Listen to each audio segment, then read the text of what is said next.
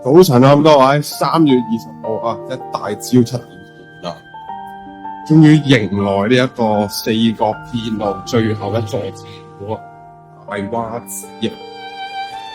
咁啊，剛剛就喺多面食咗早餐啦，都係快食嘅都係，因為我哋要坐好早嘅車啊要。我而家去緊亞丁咧，就轉呢一個嘅琴電長尾啊！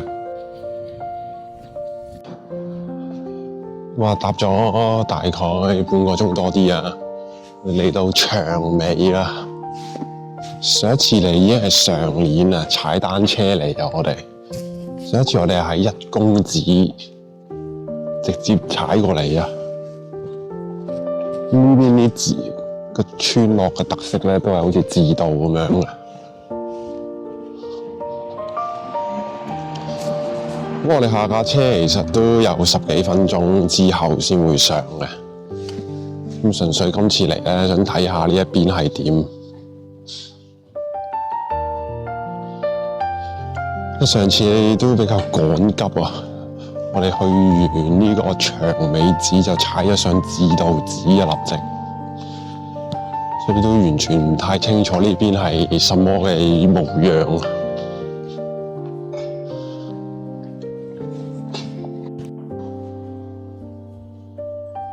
我搭咗半個鐘車啦，嚟到大窪寺下面嘅巴士站啊、餐廳啊咁樣啦。咁啊整理下之後就正式出發咯，我哋。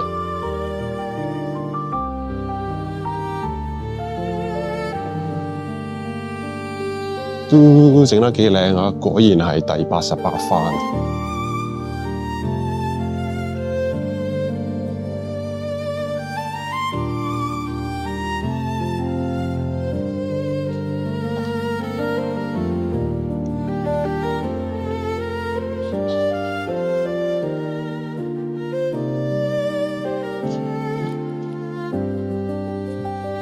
歷時526日啊！從第一間寺啊，24番追雨期寺開始啊，終於嚟到第88番啦！本尊係藥師如來啊！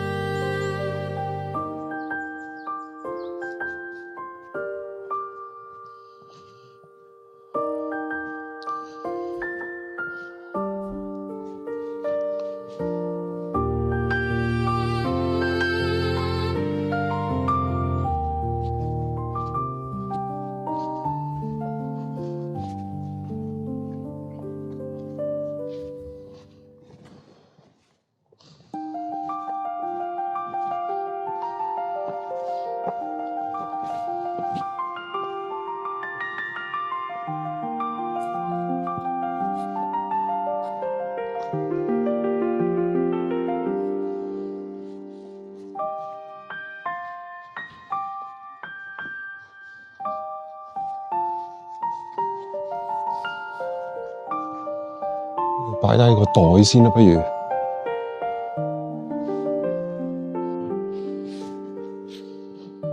咁去完本堂隔離嗰個立經所咧之後咧，大師同我要行另外一條路上嚟嘅。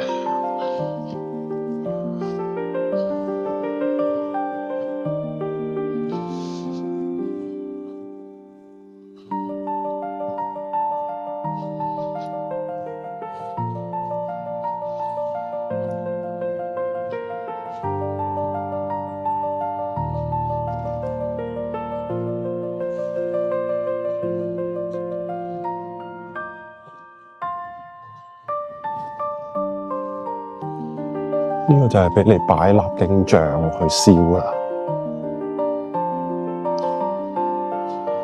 我哋參拜先我哋。咁啊，剛剛都正式參拜完本堂大師堂，立咗經，去做咗嗰個結願嘅證啊。咁啊喺度周圍遊覽下之後，就準備行落山嘅啦要。心經塔啊呢個。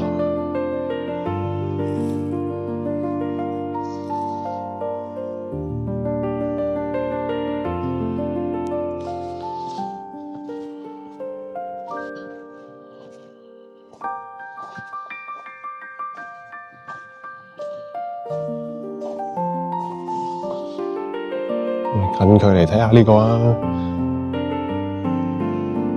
呢度每一支像咧，都係一個參與咗騙路嘅人士所留低嘅。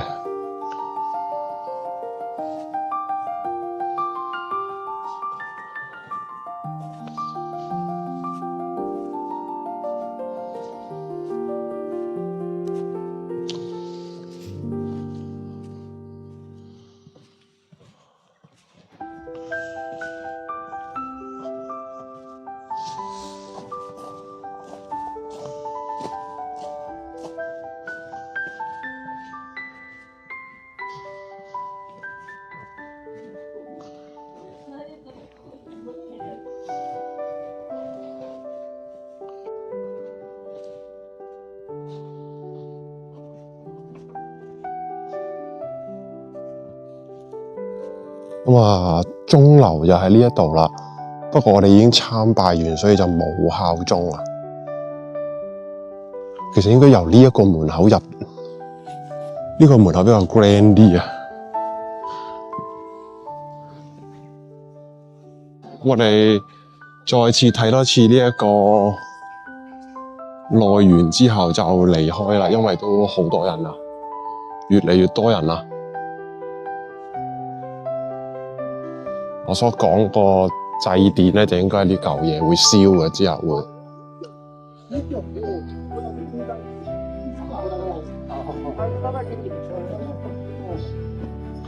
我哋唔入去本堂嘅，大概就係咁樣啦。咁我哋趁有時間咧，巴士未到咧，行返嚟呢個門口睇下。呢個就大大隻字寫住醫王山啊！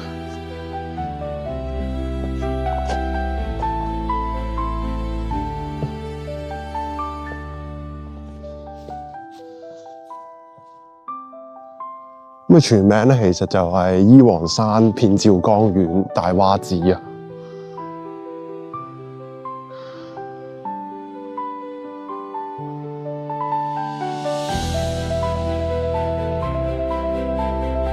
咁我到最後咧，就頭先坐巴士啊，去咗知道站，再轉 JR 過嚟屋島呢邊嘅。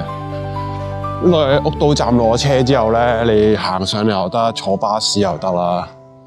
我哋最後揀咗咧係嚟四角村嘅，陣間如果屎忽痕嘅就踩上屋島嘅又，反正咁多車喺度。本身咧諗住去四角最北嘅竹居觀音寺嘅，但係我喺個車上面先醒起咧，自己唔記得帶嗰個電話架，即係雙咗車頭嗰個。咁如果冇導航咧，踩成十公里去10公里返咧，呢度唔係好熟路啊。咁所以就退而求其次啦，就轉嚟四角村。反正呢個我都想睇，我係咁啊，去食啲嘢先啦，諗住好肚餓啊。咁我哋坐巴士上嚟咧，就都係200 yen 嘅啫，都係。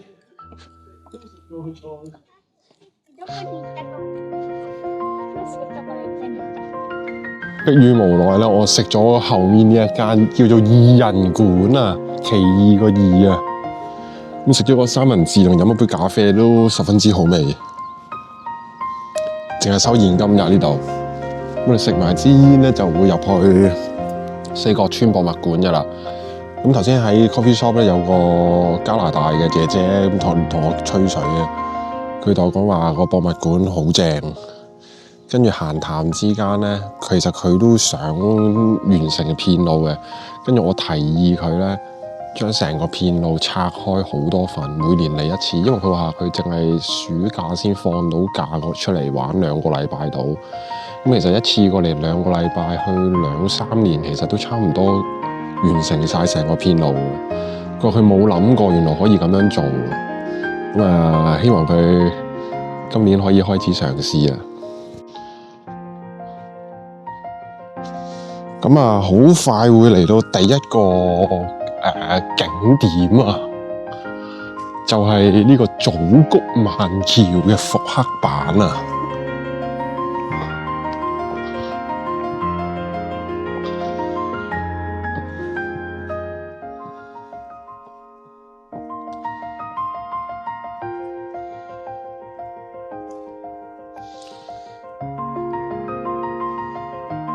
咁話最多咧，只能係20人啊，上去嘅啫。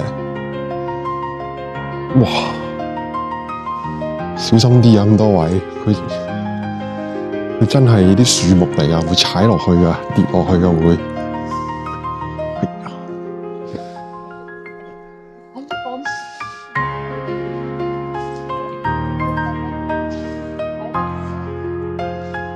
盡量踩落係幾條木一齊嗰啲啦。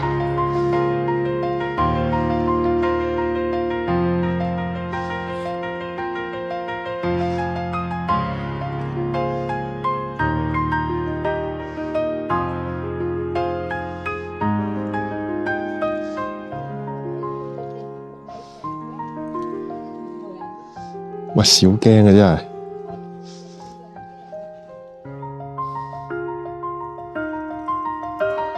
咁我唔知真嗰條橋係咪都係咁樣啊？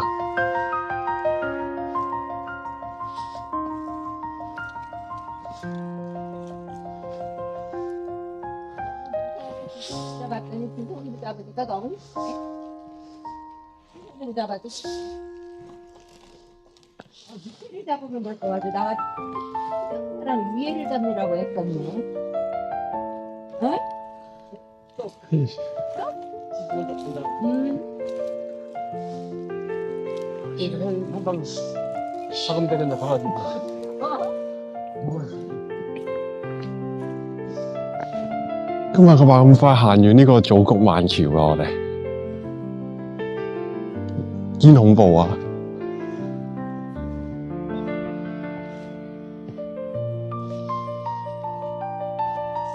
咁第二個咧就係小豆島嘅農村歌舞伎舞台啊，即係小豆島啲人表演嘅地方啊。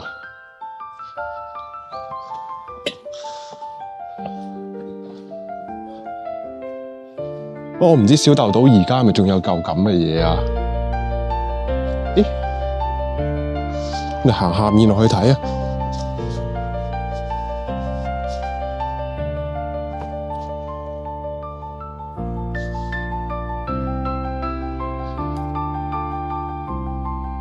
好多呢啲公仔啊！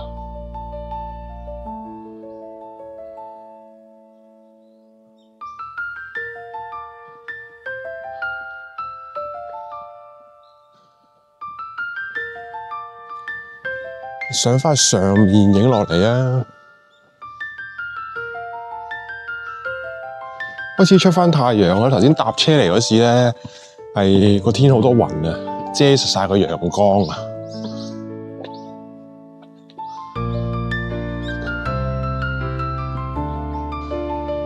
跟住嚟緊呢度又係一個景點啦，係咪好快咧？啲景點去得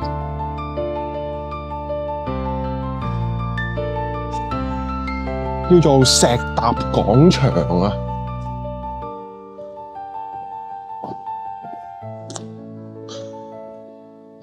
咁啊，都係攞啲大石頭所砌出嚟嘅一個廣場啊！好似嗰啲原始部族嗰啲 feel 喎呢度。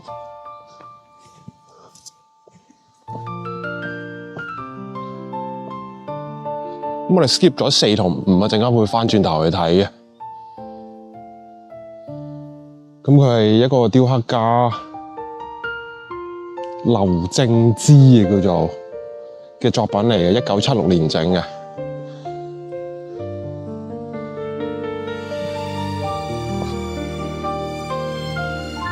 有個獅爺兔仔啊，係兔仔嘅呢個，一隻眼同啲鬍鬚咧甩晒啊！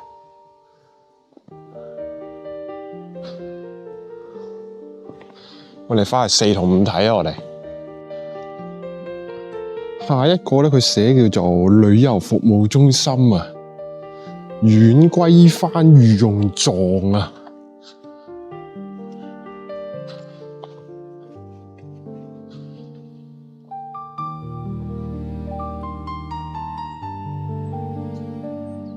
我呢啲罌係德島縣用嚟染藍布啊，阿波藍用嘅。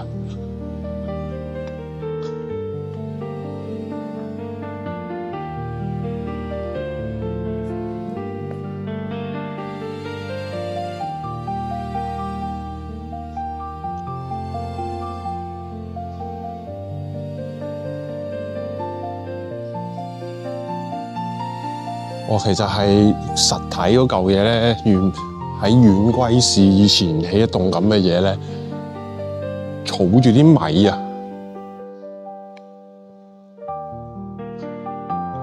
係咪冇嘢㗎？呢啲罌係咯，呢啲罌全部空嘅。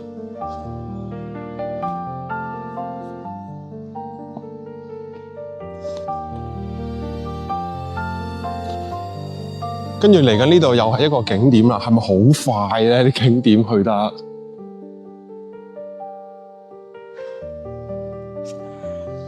叫做石搭廣場啊！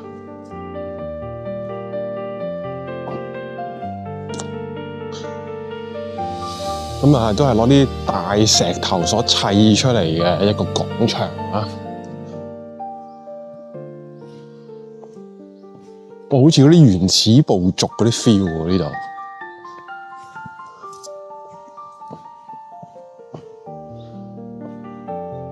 咁我哋 skip 咗4同5啊，陣間會翻轉頭去睇嘅。咁佢係一個雕刻家劉正之嘅叫做嘅作品嚟嘅，1976年整嘅。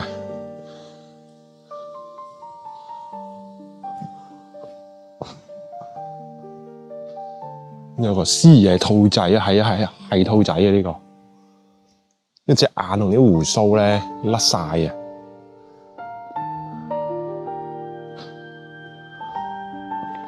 我哋翻去4同5睇啊，我哋咁廣場往回走咧，轉右條樓梯就上到嚟㗎啦，4號。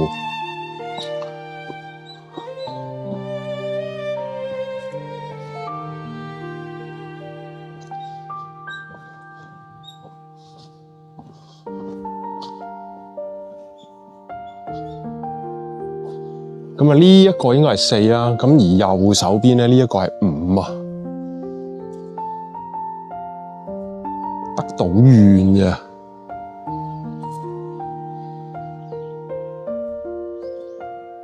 呢個係以前嗰啲人沖涼嘅地方喎，風呂變所，有冇得入去睇啊？喂，伸入去影下我哋。我個人就唔敢入去啦，俾佢整爛啲嘢。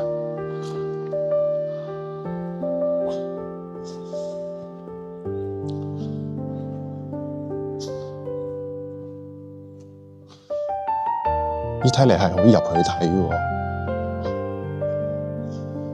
而4號咧係山下家嘅住宅嘅，去睇下呢啲舊以前嘅日本人住嘅地方啊。即係仲保留咗咧以前佢哋生活所用嘅工具啊，作米啊，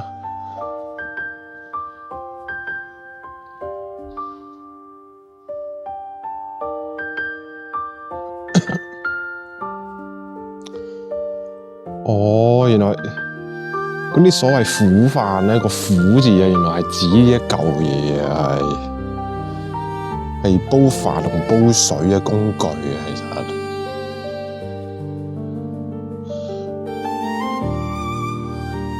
上面就着咗鞋就唔好踩上去啦。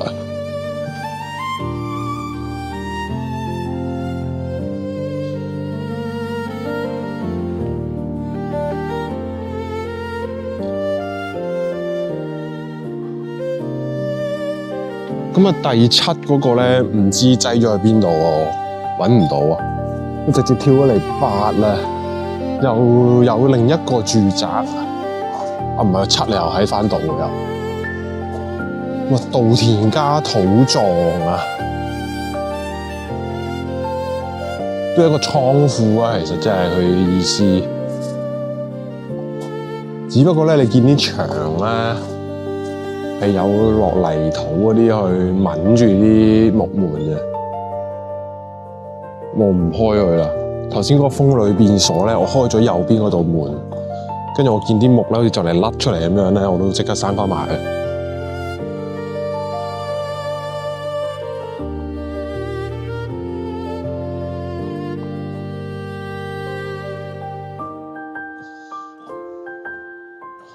咁啊，第8係河野家嘅住宅啦。咁咧佢有啲特別嘅呢個，而家入面咧係燒緊火啊！佢想復刻翻以前啲人咧喺個屋入面燒火取暖嘅狀態啊！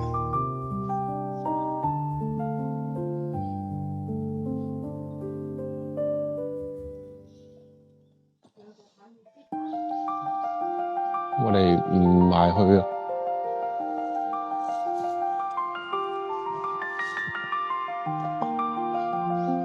咁呢個就特別啦，呢個9號呢一個咧，你見好似嗰啲一碌圓形咁嘅建築物嘅，咁佢係叫做咩啊？富木田家嘅砂糖小屋啊！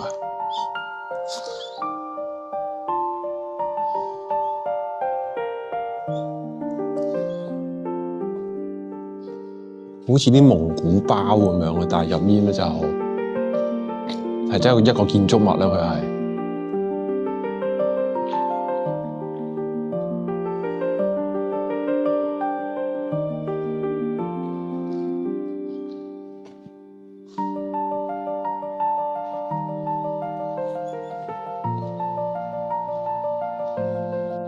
頭先燒緊火間屋咧，佢屋頂有個類似煙通咁嘅物體噴翻啲煙出嚟嘅。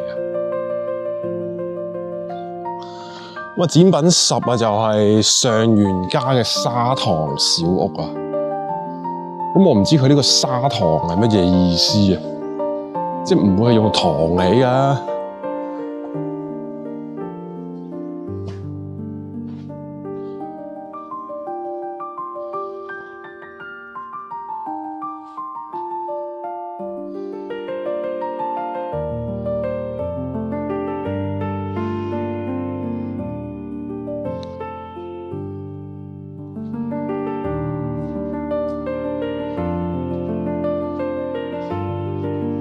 11號咧就係綠車家嘅苦屋啊。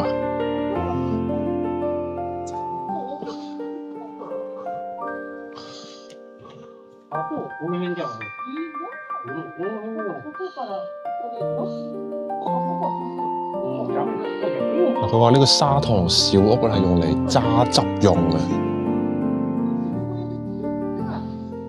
但實際係點樣整咧，真係唔知喎。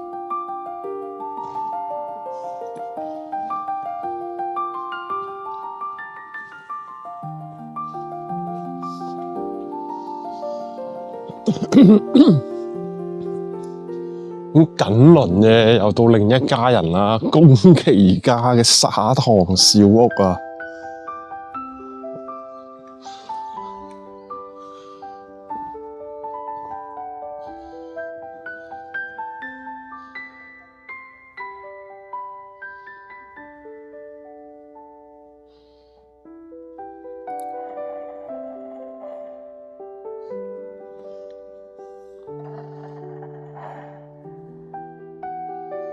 佢有電視講解嘅，其實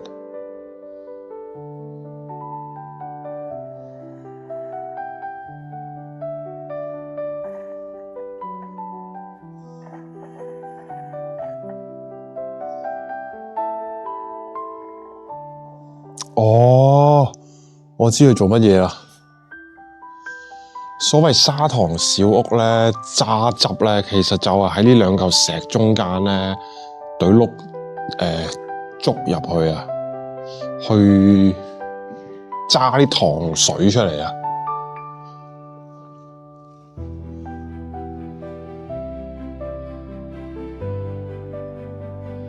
咁頂呢碌嘢應該係可以綁住啲動物咁嚟去拉嘅，用人手啊咁啊辛苦到乜咁樣啊？係咯，佢都係電視，佢都係講話用隻牛嚟去拖啊。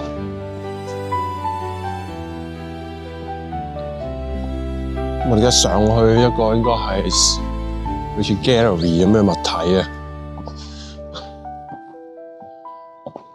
唔知係啲咩嚟。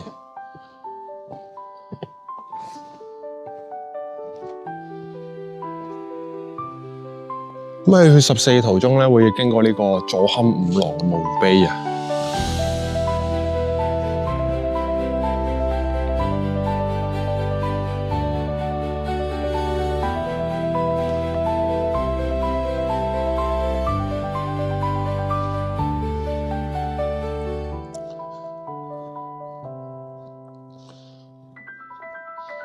咁呢個 gallery 入面應該唔可以拍片㗎啦，我哋喺門口閂機。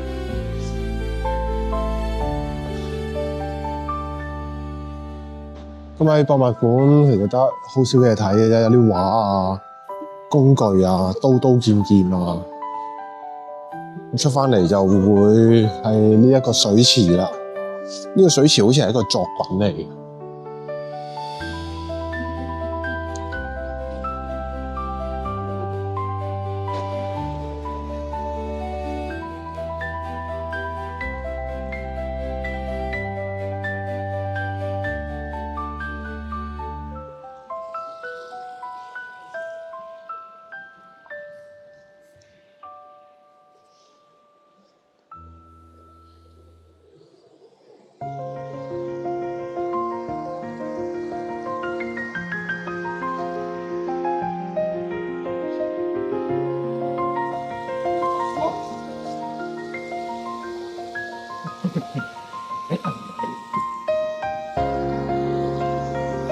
咁行到落底嗰度睇下啦，我哋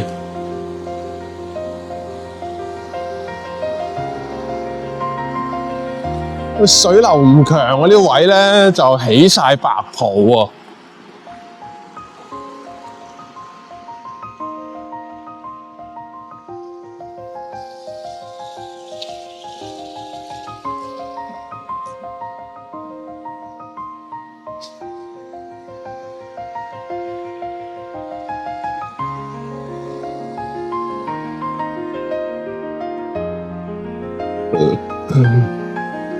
你飲完咖啡食咗個蛋治咧，你個人有啲敏感啊，啲頸啊、額頭啊好痕個頭。咁影翻上去就咁樣啦。展品16就係茶糖油庵啊。咁實體咧原來係喺愛媛縣嘅北雨和啊。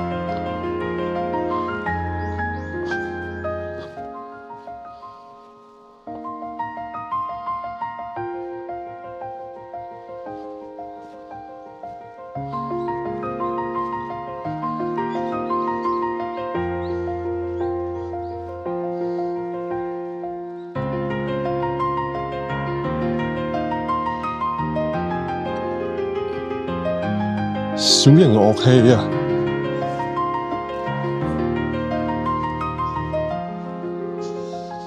咁而家呢條小道咧叫做咩？竹林小道啊，係。咁跟住會去下一個區度繼續睇啊，我哋。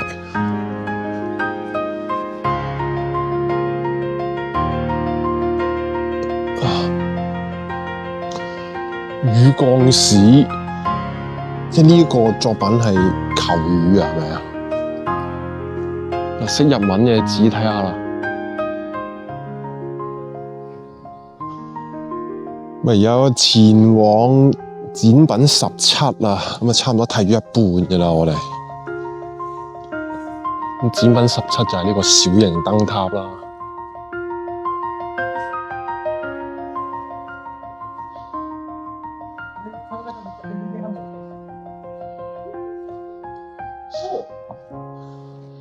大久野島燈塔啊！咁喺港島縣嘅，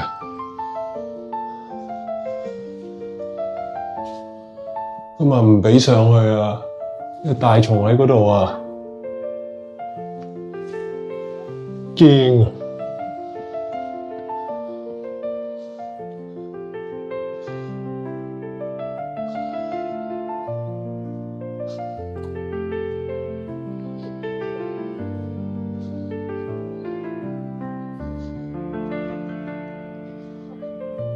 咁呢個沿路一直行咧，都係有幾個嘅展品啦。18就係江崎燈台褪色所啊，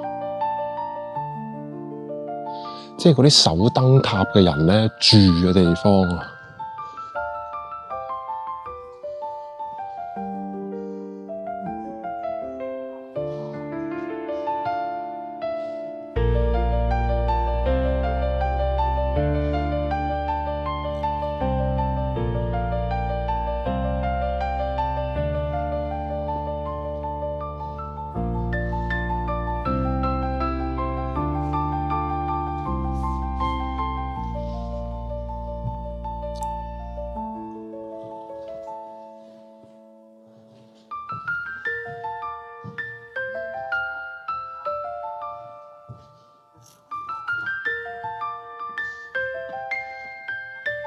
都幾苦悶啊！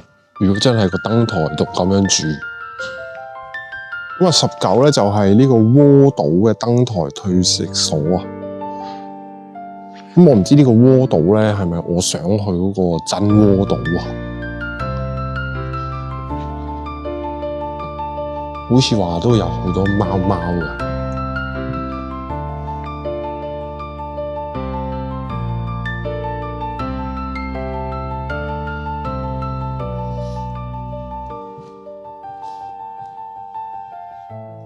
哇！嗰台琴好舊歷史喎。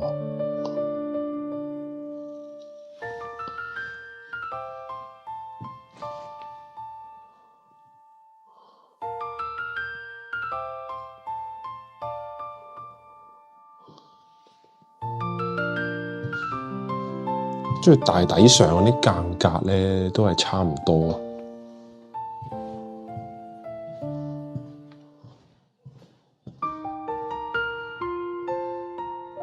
我睇咗呢度。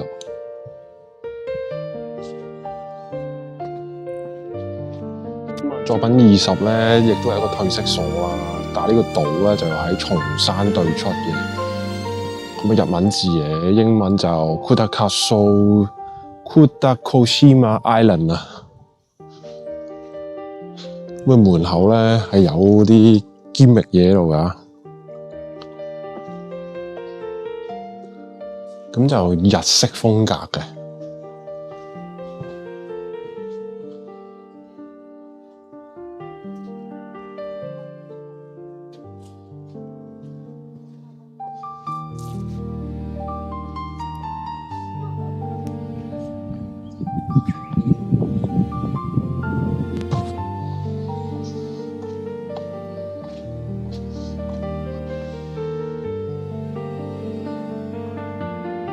咁啊，前往22嗰邊啊，展品咩朱紅森林嘅區域啊，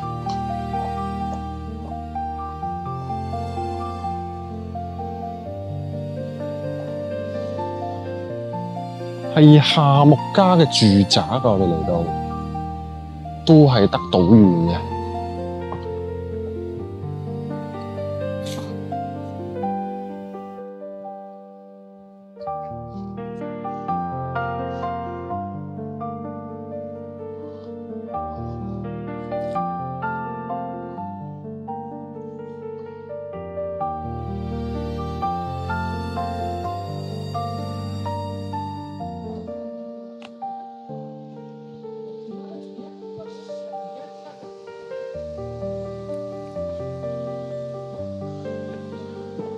下面有人影緊 cosplay 啊！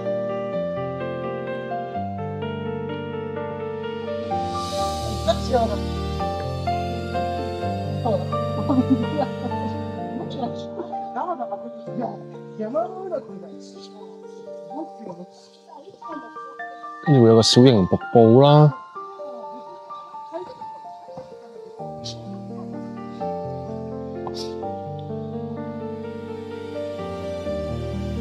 哇！呢度啊〜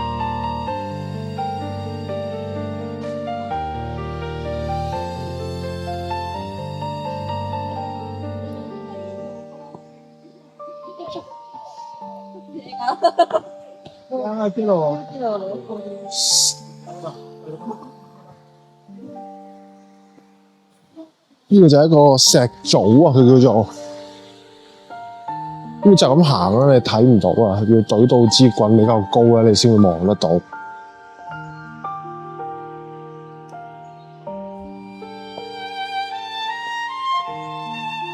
24就流水塘扣啊，作米啊。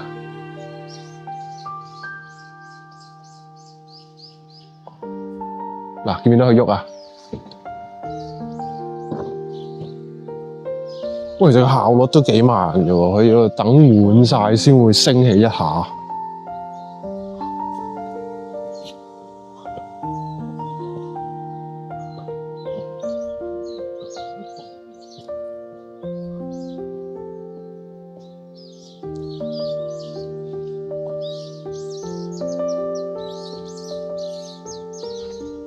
呢個封咗嘅。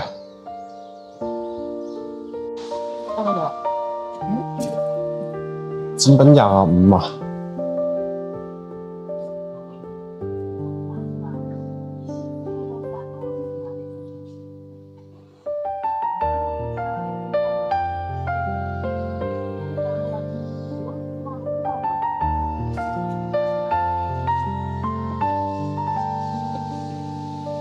太多人啦，我都唔係好想影啊，我都咁樣啫，影到入面嘅都。即係嗰啲乜舊宅乜舊宅咧，就冇咩興趣咯。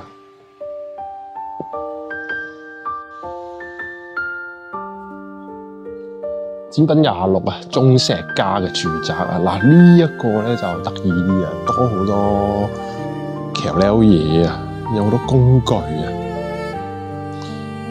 都係耕田用㗎啦。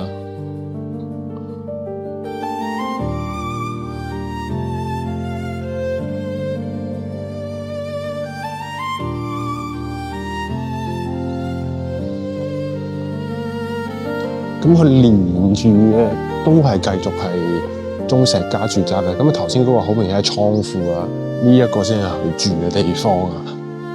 喺邊度嚟㗎？都係喺特島縣喎，三好市啊。三好市我哋之後會去啊，行別格嗰陣時。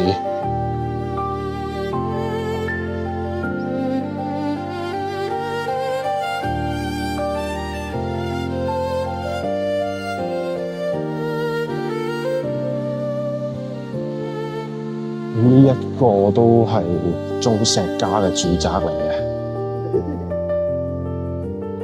有人喺度，我唔好影到佢哋啦。咁啊，睇翻頭先嗰個瀑布啦，其實喺嗰個石組咧流落嚟咧，就係呢個 item 27啊，染之龍啊。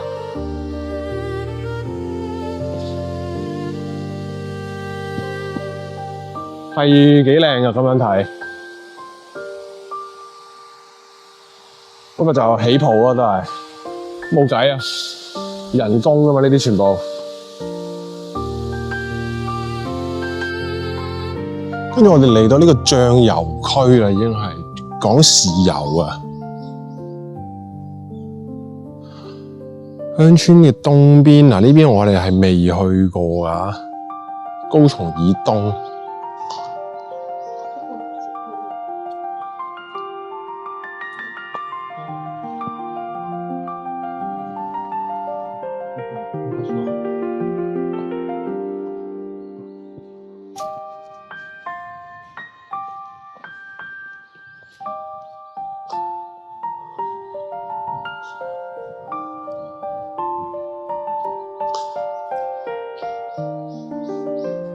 醬油廠啊，都擺豉油嘅地方啊。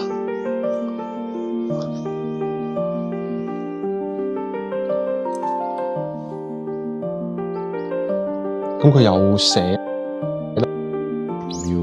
都經過好多個步驟先出到嚟喎。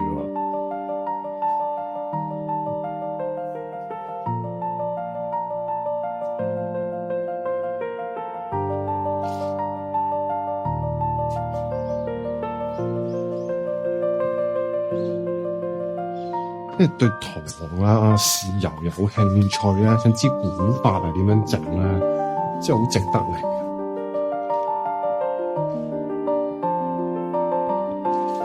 34就係呢個唔識讀啊，唔知咩室啊，呢個谷啊面啊，佢都冇名啦，佢就係話一堆有故事嘅建築物啊。小豆島嘅倉庫啊，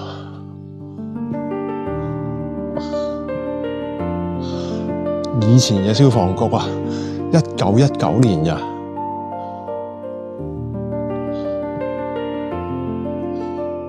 警鐘台，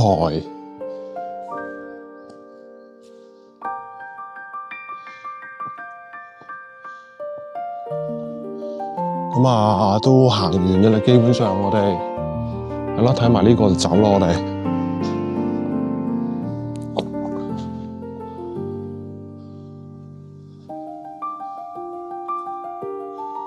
前田家嘅 warehouse 啊，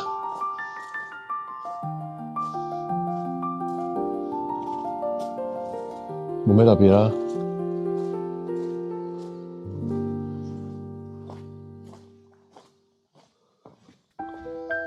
前面有個卡通人物喺度啊，我哋唔知佢想扮乜嘢啊？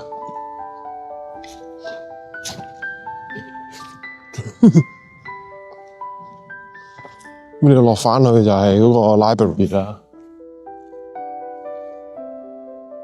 佢好似跳舞嗰個人喺度。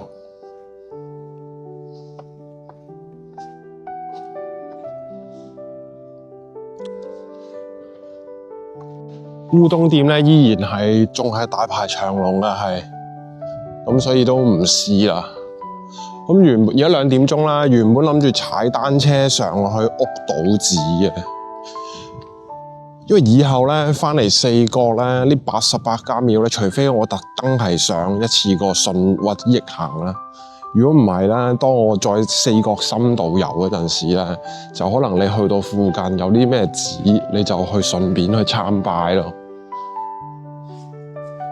即係如果我而家上屋島寺咧，就會可以預先體驗到呢種感覺啦。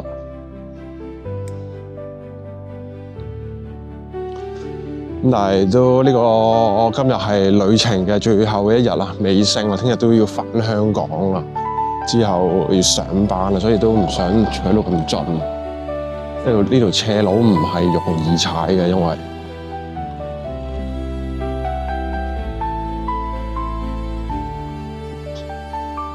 如果我哋會行返落去屋島 JR 站啊，返去睇下可唔可以沖個涼或者擺低啲嘢先，再出去睇嘢啊！我哋即係唔使講啦，今日點都係要踩一踩去出去燈塔嗰邊㗎啦。但係想放低個背囊先咯。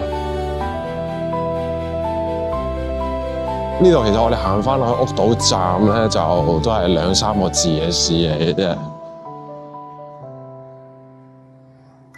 咁啊，係咁多先。咁而家行到返嚟JR 屋島站啦，我哋。哇，好懷念啊！上次第一次點解會嚟呢度咧？係因為踩共享單車片路咧，架車唔夠電啊！我喺長尾寺，即係今朝坐巴士嘅地方咧，踩過嚟呢度換車，再踩去知道啊！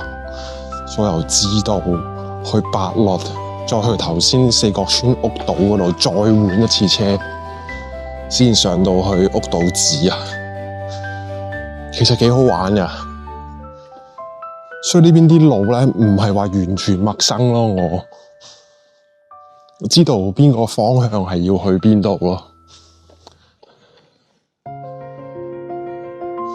個 condition 都係算唔錯噶啦，呢度啲 Hello Cycling 嘅車擺度。